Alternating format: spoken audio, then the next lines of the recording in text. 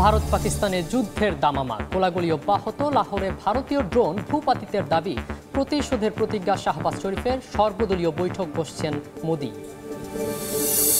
দেশ ছাড়লেন সাবেক রাষ্ট্রপতি আব্দুল হামিদ। হত্যা মামলা থাকলেও বিমানবন্দর দিয়ে গেলেন ব্যাংকক।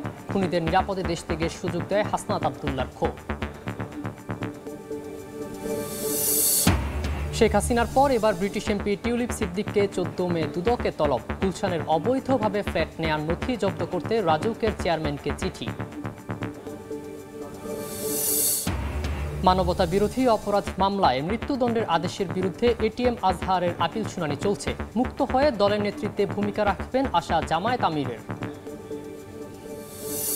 গ্যাস আসে না এখন, আমরা 1 ঘন্টা বন্ধ রাখি, আবার 1 ঘন্টা চালাই। আপাতত বিকল্প দিয়ে চালার চেষ্টা করেন আপনারা। এবং নিয়মিত বিল দিয়েও মিলছে না গ্যাস, জ্বলছে না চুলা। সিএনজি স্টেশনে গাড়ির সারি, বিকল্প খুঁজতে বলছে তিতাস। অনুসন্ধান ও উত্তোলনের তাগিদ বিশেষজ্ঞের।